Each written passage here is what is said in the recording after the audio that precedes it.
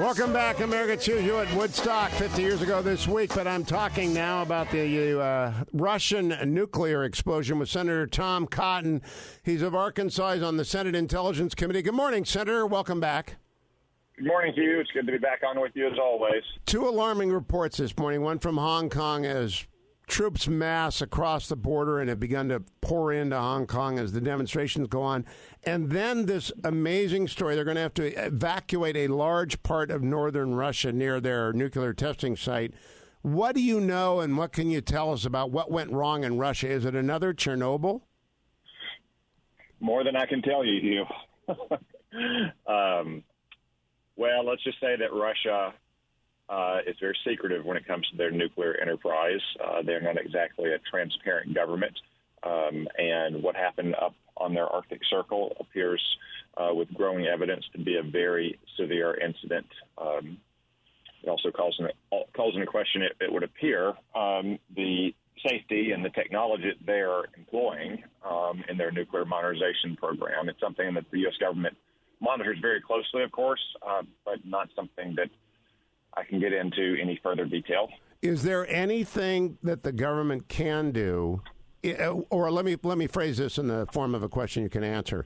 If there was a threat to the surrounding region by ambient radiation, such as followed the Japanese reactor meltdown, would the United States government warn people in the path of that radiation? I think you can count on the United States government, Hugh, to do what we could to help protect innocent life and the environment. But that's different on whether you can count on the Russian government and whether the Russians would provide us with any kind of information or access that our government needs to provide that kind of assistance. I doubt they would as well. I'm just wondering if we have the instruments capable of detecting radiation on the move via airwaves, we would tell people, right? I think you could count on the United States government to protect innocent life and the environment. It's just harder to do when you're dealing with a government like Russia as opposed to a government like Japan. It looks like a mess, and it looks like their cruise missile blew up, but let's leave it there. Hong Kong, the airport is shut a second day. We've seen tapes, I've retweeted them, of trucks of troops pouring into Hong Kong. What do you think is happening there, Senator? You gave a message last week. Do you stand by it? Yeah, Hugh, let me reiterate my message from your show last week. It would be a grave mistake of historic proportions if Beijing were to flood into Hong Kong with the People's Armed Police and the People's Liberation Army to crack down on Hong Kongers. If Beijing cracked down on Hong Kong, it would require a fundamental reassessment of our relation with their country, the kind that should have happened after Tiananmen Square. What is your recommendation? I think that Xi should fire Carrie Lam, and that's the obvious way to settle the population down and reaffirm two systems, one country, but he's not doing anything like that right now.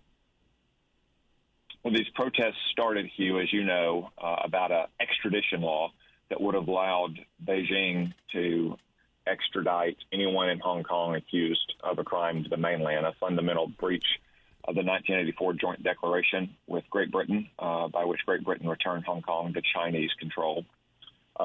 Even after that bill was tabled, Carrie Lam refuses to withdraw it entirely, and therefore, as you say, the protests have sprawled even larger and over greater grievances and concerns about the one country, two systems approach, which has another 28 years at a minimum of life based on the Joint Declaration.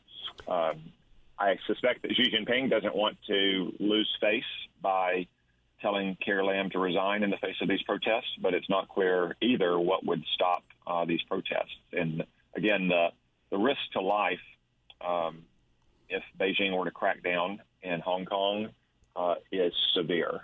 You're talking about protests with hundreds of thousands of people, not hundreds, not thousands, hundreds of thousands of people. With that warning note, let me ask my last question. I went to meet the press on Sunday and in the Washington Post on Saturday to explicitly declare I do not believe the president is a racist white supremacist. 5 leading Democrats have called him a white supremacist. What do you make of that rhetoric, Senator Cotton? Overheated campaign trail rhetoric and partisan theatrics, in many cases from failing presidential candidates who are trying to get airtime. It certainly doesn't help kind of shootings we saw in Dayton and El Paso to bind up the nation's wounds, to express that kind of exaggerated rhetoric. It's fine to have policy differences. I know that a lot of the Democrats want to adopt more gun control measures, but that kind of rhetoric certainly doesn't help the nation. I agree. I think it also defines Democrats very far to the left. I don't know if your opponent in Arkansas, if you even have one, they're just going over the left edge. Well, Hugh, their proposals in those debates so far have done a pretty good job of defining them pretty far to the left. It really is remarkable. I have not seen a party self-destruct this way, and they don't know it because they're in the bubble. They all think it's going great, and the rest of the country between the 40s says, wow, those people are nuts. Senator Tom Cotton, always a pleasure to talk to you. I hope Beijing listens. We will post the audio and transcript of that shortly. Don't go anywhere, America. It's the Hugh Hewitt Show.